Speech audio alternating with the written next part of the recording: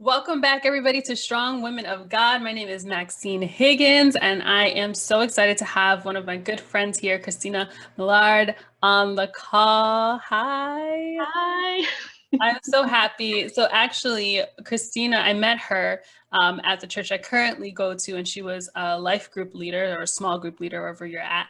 And one of the things that really struck me about her is that she's always creating community where she goes. And so we're going to be talking a little bit about that today and just kind of how she arrived there. But first and foremost, how are you? I'm How's it doing going? great. I'm doing great. How are you? Oh, good. One day at a time, crazy 2021. We were I know. It's just like 2020, 2021 kind of together. a merge. It's a blob. It's all a blob. Yes. But I'm hopeful that this year is going to be a great one. Yes, you always hope for the best. Absolutely. Um, Um, well, let's get started. We're going to jump right into this since everybody is eager to get to know you. So, first off, tell me a little bit about your name. Do you like it? Do you love it? What do you know about it? yeah, so like Max said, my name is Kristina, and its full name is Kristina Renee Millard. And yes, I like my name. My family and my close friends call me Chris, and that's really because my mom is from the Philippines, and there's an actress there named Chris Aquino, so that's why they call me Chris. But I like my full name too. It's Chris or Kristina. Those are the two names I will answer to. And then I will say that my middle name actually, so I do like my name, so that's why I have a lot of like story behind it. My middle name, I have a cousin, and her middle name is the same. It's spelled a little differently, but it's Renee. And then growing up with her in Louisiana, like being able to visit and see her and just spend time with her, for me, it had like a positive connotation to my middle name, so that's why I like it. And then my husband's last name is Millard, and I know it's from French descent. And I like languages, so I'm always looking up like what does this word mean and where does it come from and what's the etymology. So his last name is French, and a lot of people mispronounce it. So when we got married, my husband said, "Okay, now it's your responsibility to make sure people know how to pronounce your name." And I was like, "Okay." So I've had to correct people and say, yeah, it's Millard. And And I'm people. I'm people yeah. because I, prior to filming, accidentally said the wrong name. But also just now, when I was introducing you, I was like, "Oh, I hope I said it right." So I did. So You I'm, did. You did. uh, man, that's awesome.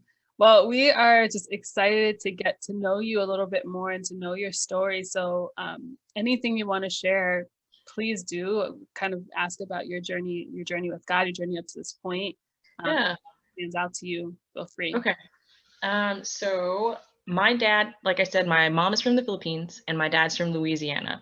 And so I have a very mixed like background. My mom and dad met in the Philippines, and my dad was in the Marine Corps. So I actually moved to the US when I was 2, and we lived in California, Louisiana, and finally like settled down in Georgia. And we settled down there when I was around 8 years old. And so I've moved a lot. And me being married to like a military man now, we've moved a lot. Um, and I will say that since I was a child, myself and I'm the oldest of four. We all grew up like in a Christian household.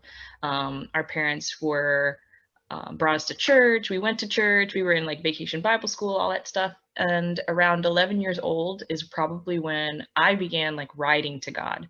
So I always believed in God. And you know, like your parents get you baptized and things like that.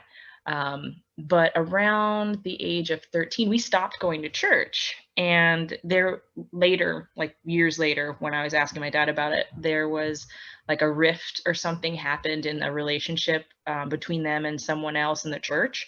And they lied about something. They didn't get into a lot of details, but I know that it was not a good experience. So we actually grew up reading the Bible as a family, doing family devotionals, and like praying together. And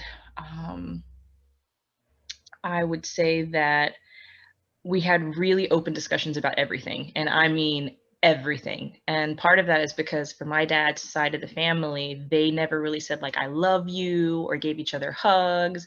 And my dad was like, when I have a family, we're going to talk about everything. And I'm going to say, I love you. And we're going to like, I'm going to hug you all the time. You're going to know that I love you. And I did, I felt that from my family. And so along with the relationship being a huge part of my story and my family story, is that also incorporating like how to live according to Christ. And then when I was 18, I went to Harvest Festival here in Georgia. It's like a music Christian festival gathering in Georgia. And I went with my mom. And that's when I like truly accepted and surrendered my life to Christ. And I think part of it is that music has always held a place in my life. Like it just, like my head and my heart, when I hear music, it does something to me. And so um especially now, like there's a lot of great Christian music, and there's a lot of great music in the world. And so it makes sense that that's when I like surrendered my life to God. And I remember coming home and telling my dad, and my dad's like, I thought you believed in Jesus already. I was like, I did, but I didn't take that step. And I remember having this giant smile from like ear to ear on my face. And I would say like since then, my relationship with God has had ups, has highs, it's had lows. And the constant though is that I have felt is my relationship with God is the most important relationship in my life. But I still struggle with keeping it at the center and growing it. And I guess the best way to describe it is that life has a lot of distractions, and you go this way or that way. And I think one of the distractions for me is like I said, I love music, but I also like reading and listening, learning languages, and watching Korean dramas is one of my favorite things. But it can I get like addicted to it very easily, to where I can't just watch like one episode. I want to watch it all. But if I'm watching all those 20 episodes, I can't be working on my relationship with God. So I had to, cut some of those things out. And they're not necessarily bad things, but they're things that distract you from God. And then that's when it can become like a bad thing. So I would say that's like a struggle. And I know that's not unique to me. Other people have things that distract them in life. And so that's why for 2021, my spiritual focus is to deepen my relationship with God and put him at the center of my life. But I actually think that's going to be, and that is a lifelong process. It's not just like something you do and you're all said and done. I think it's just something I'm going to continue to work on in my life. I'm going to go back a little bit. I met my husband when I was 18 or 19 in college. He was a Christian and is a Christian. And so when we started dating, I actually started going back to church with my my then boyfriend, now husband. And so we started attending church together and life group together, really like as soon as we started dating. And then we got married, and we've moved all over the United States. And so we've driven from Georgia to California to Wyoming. We've lived in Las Vegas, Montana, let's see, and I think Tennessee, and then DC. So we've moved all over. And with that, that's why I say there's been highs and lows, because in any relationship you have highs and lows. And so before we had kids, I was teaching. I went to school to be a teacher. And those 2 years I was teaching was probably the strongest time of my life that I was ever with God. And I say that because I had to drive about 45 minutes to work every day. And I worked with second graders, and I had 10 my first year and 11 my second year.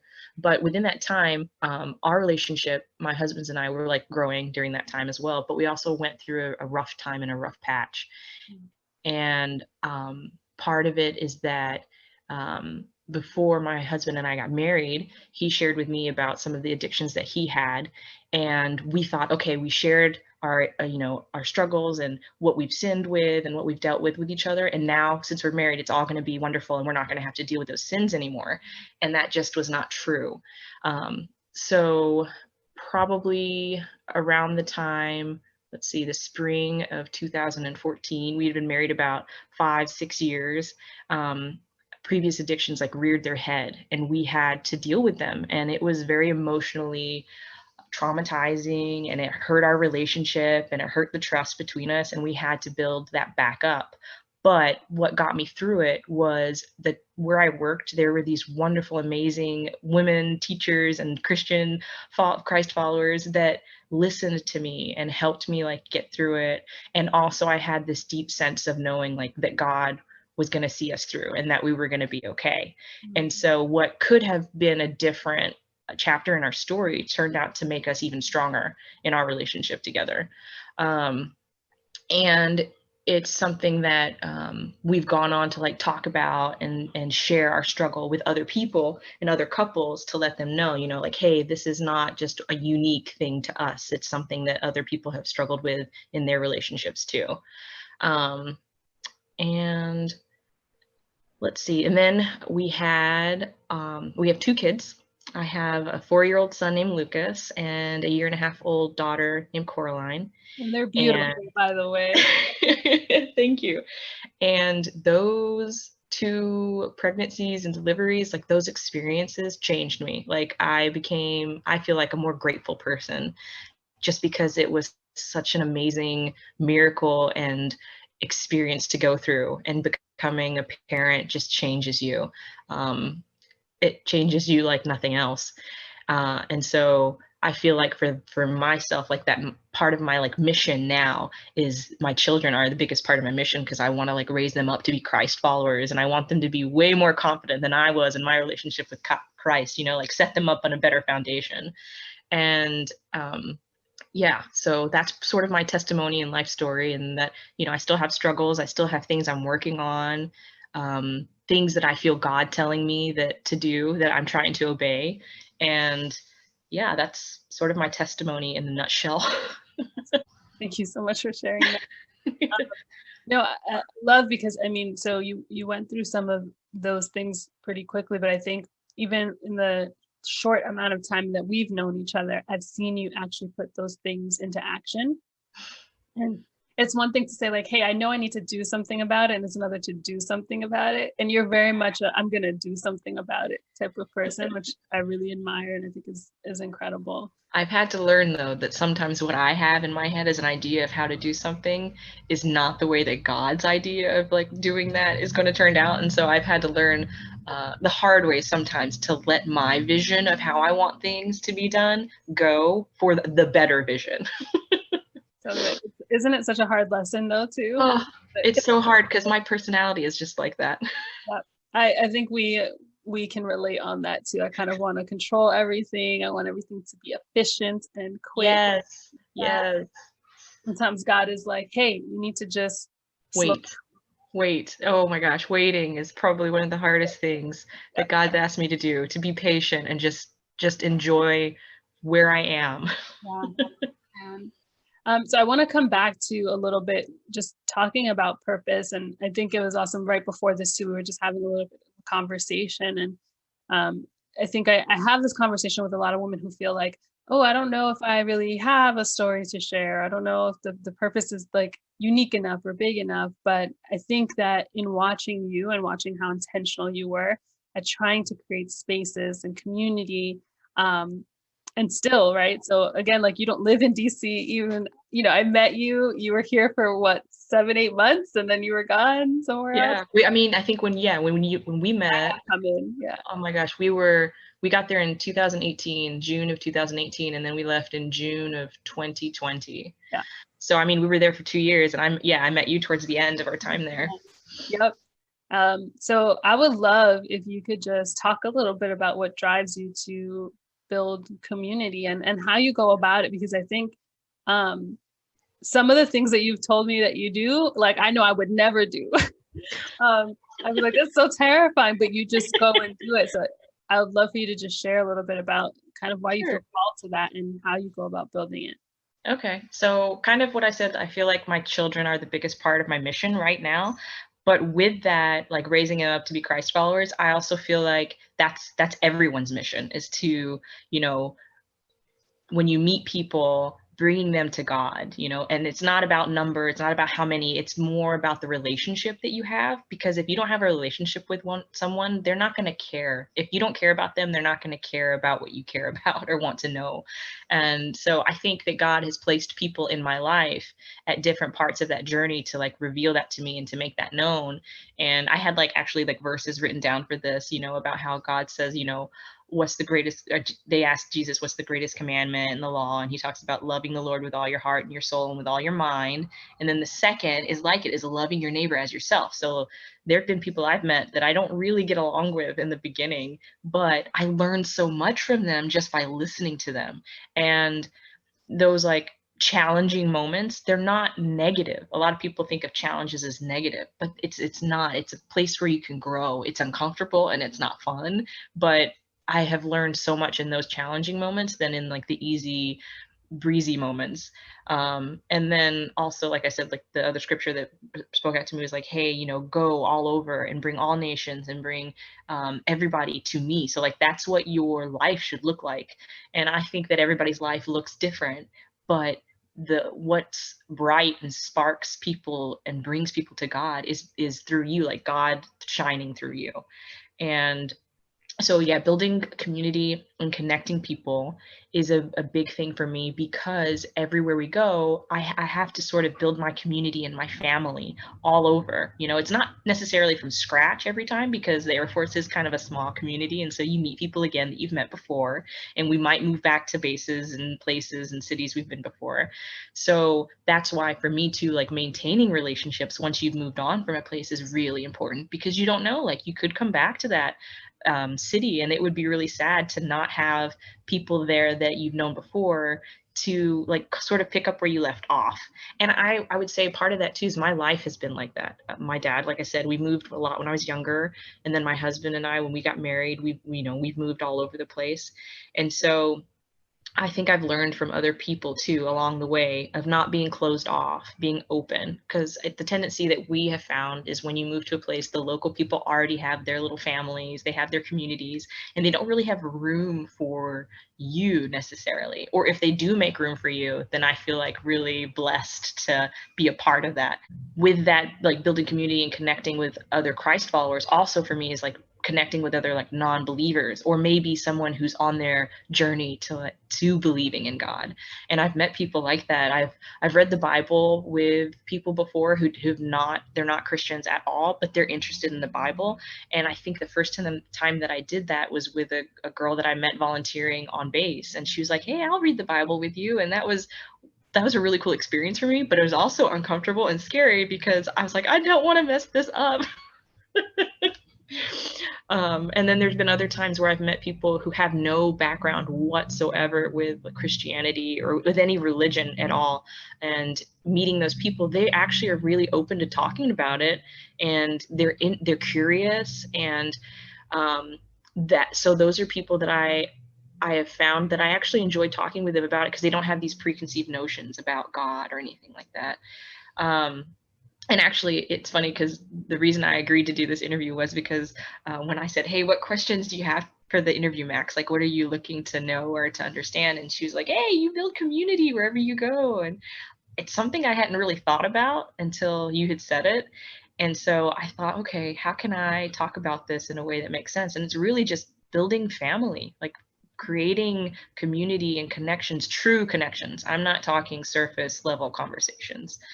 And so the joys of that for me have been hearing people's stories, meeting new people, learning about them. And I really look forward to that, because I like hearing, how did they come to Christ? Or why did they want to, get to know more about Christ? And what churches do you go to? And where did you grow up? And so when we moved to Tennessee this past summer, we found a church immediately when we got here. And we started going to a small group. And the people in that group, they already have, I call it the Lego blocks of life. They already have, all their family, their friends, their people. And then so we're coming in. But the small group has been wonderful, because we've grown so much in learning about even our own relationship with Christ. And we've met a couple of families that we're like really interested in hanging out with and getting to know more. But COVID just throws everything, Yeah. into a different level. And so we've met families that way.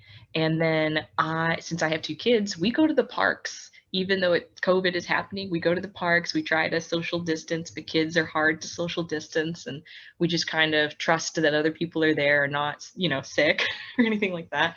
And I've met some amazing moms that way, and amazing families that way. And one of the things I think Max was talking about earlier that she's probably would not do is I'll meet somebody and I feel like this wonderful, comfortable vibe and communication. And then I'll say before I leave, because for me, how can you build a relationship with someone if you just randomly are hoping to bump into them again? I ask for their phone number. And usually I get it, and I'll text and maybe a week or 2 later and say, hey, you want to meet up for a play date? Having kids is a great icebreaker and a great way to meet with people, especially during this time. And meeting outside is great. It's just a wonderful thing to do right now. And I have met, like I said, some amazing women here on different walks in their journey with Christ. People that they don't believe, people that do believe. And everywhere that I've gone to, I've left family. I don't leave, just friends. Like for me, they become family. And I know they feel the same way. And so I try to, when we move on to another place, text regularly. Video chat has been something I've done more because of COVID. And even before COVID, I video chatted, with our family and with friends that I have. Yeah, so that's, I guess, how I would do community building. Yeah, I love that. No, I really do, because I think sometimes we can overcomplicate things. We can overcomplicate, how do I kind of reach out? How do I meet somebody new? And it's so simple when you say it and how you say it.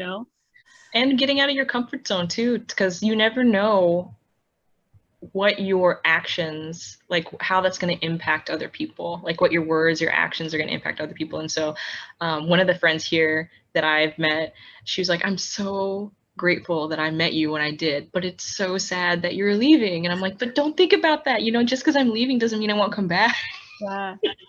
And it's funny because that's something that really struck. I remember one time we met up, and I don't know if you remember this, but we were walking around the park, like over in Virginia in Old Town. Yeah. And you said something to me that it just, like, honestly, it never really clicked for me, but that it is difficult for people who are more transient, right? So we're looking at military spouses, and they're coming into church spaces, these places that already have their Lego blocks. And so when someone new comes in and you realize that, oh, they're going to be gone in 6, 7 months, 8 months, a lot of people won't spend their time getting to know that person, or there's no space for the people, for that kind of thing. You don't want to invest that much time because this person's just going to leave anyway. Yeah. I remember having that conversation with you, and it not even dawning on me at all that was the reality for some people, or that people could be feeling that way, Yeah. And the concept of, oh, how is this relationship going to work with somebody who's just going to leave? Like, oh, there can't be a relationship. And it's like, no, that's one concept of a relationship, but there's actually other ways that you can have relationship with people than seeing them every day and meeting for coffee every day. You can, like I said, text, write. I have a friend that writes like stories, and she'll like share that with me, and it doesn't have to be every day. Like I used to be very regimented with everything before kids, and even with kids now I'm still regimented about some things because you have to be. But when it comes to a relationship, you don't want it to feel regimented. You don't want it to feel like you're just checking in with them because it's another task that you have to do. You want that relationship to feel like it's important to you and it's important to the other person.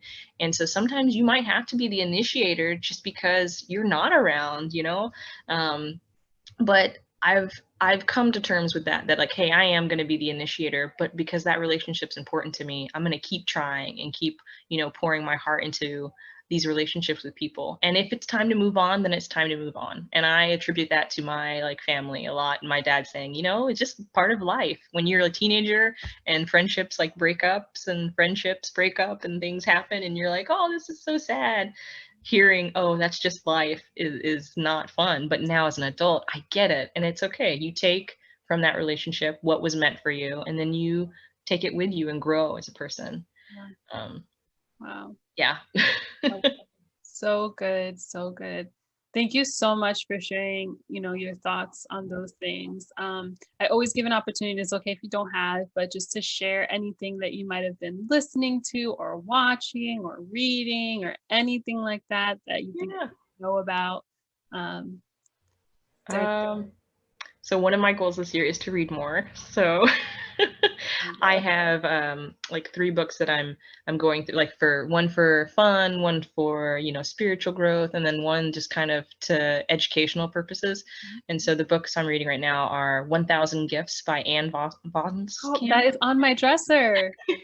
Like literally, it's on my bed dresser. And I've gotten like halfway through it before, and I just thought I need to read this because I really did enjoy it. And it has a lot of wonderful phrases and sentences in it, but it is also very sad. And I've already cried in the first few pages of reading some of it.